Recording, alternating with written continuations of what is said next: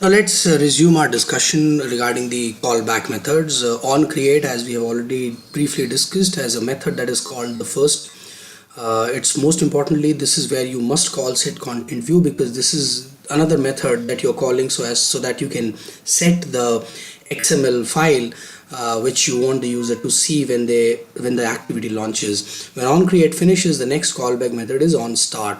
Now if you remember, we had discussed this, right? So on create and then on start. On create exits and the activity enters the started state, and the activity becomes visible to the user. So you must remember that the activity is not visible to the user at this stage. It is only visible to the user at this stage, and this is the reason why you have to call set content view in the on create method. Don't call the set content view in this method, because your app even might crash. As you know, you call this method, you might have certain dependencies on your XML, and because you haven't really set the view for the user, the app might crash.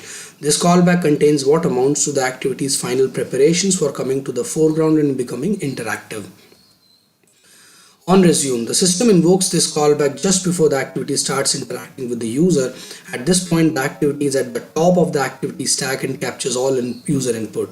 Most of the app's core functionality is implemented in the on resume method. So if in case you want some kind of functionality to be introduced in the on resume method, for example, you want to start fetching data from a database. After instantiating the database in on start, you can do it in the on resume method, right? The on pause callback always follows on resume. So on pause callback is this. So this is on resume, and the activity is running in this stage, and then on pause method is called. Now let's use the docs to discuss this further.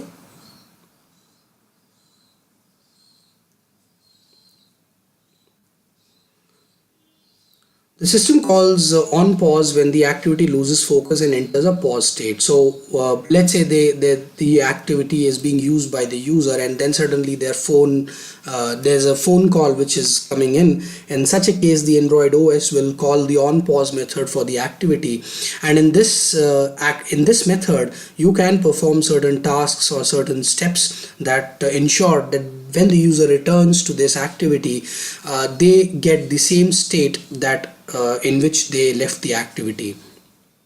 When the system calls on pause for your activity, it technically means your activity is still partially visible, but most often is an indication that the user is leaving the activity, and the activity will soon enter the stop the resume state. An activity in the pause state may continue to update the UI if the user is expecting the UI to update. Examples of such an activity include one showing a navigation map screen or a media player playing. Even if such activities lose focus, the user expects the UI to continue updating. Right now, the example would be the media player app, wherein let's say you are listening to some music, and the user clicks clicks on the home button of their phone. In such a case, the activity has to vanish from the user screen, but the seek bar is the bar which decides, or which rather informs the user how much of the music has been played, or how much of the music track has been played, right? So that UI has to be updated, right? You don't want your user to come back to this activity of music app and find that the music seek bar is still showing the previous state, right? So in such an example, you can utilize the on pause method. You should not use on pause to save application or user data, make network calls, or execute database transactions. For information about saving data, see saving and restoring activity state. So you should not use on pause to do that. You can use it the other methods, which are on stop or other such methods. Now we would not click on these links and start discussing these links, because in any case these links are going to appear in the future in some other topic. So I don't want to move away from this topic and then get confused, right? So that's why we are not clicking on this link and discussing this, what this really means. Now on stop is the system calls on stop when the activity is no longer visible to the user. This may happen because the activity is being destroyed a new activity is starting, or an existing activity is entering a resume state and discovering the stopped activity. Now I will be sharing another video with you in the next video, wherein you will see this all of these methods being used, because I understand just discussing these methods without an example is of no use, right? So not to worry if you are getting confused, because a lot of times you will find that Android developer docs, they keep informing you that you must not do certain tasks in a particular method. Then you might wonder, why is this, why is this not possible? Why cannot you do such a task? And for that you will have to work on these methods. You will have to work on certain examples so that you really understand what this really means.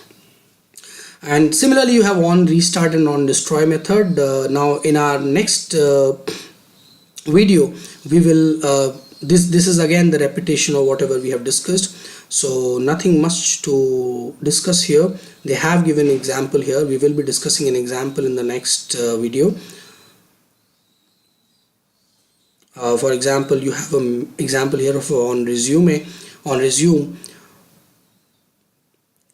So what this means is that if the user is out of the focus from an activity, and when they come back, the on resume method is being called, and you have a public void initialize camera method, which calls the camera functionality back in the usage, right?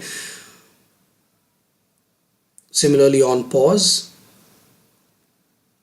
you release the camera. If you know more, if the user is exiting the app, and the on pause method is called, then you would like to release the camera, because it's a resource, a hardware resource that you don't want to waste on your app when the user is not really using it. And then you have on stop.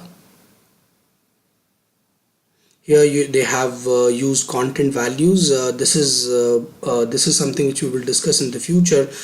This is something to do with we had discussed there are activity, broadcast receiver, and services, and content providers. So that is where this is coming from. You have a concept of content values, so we'll discuss these in future.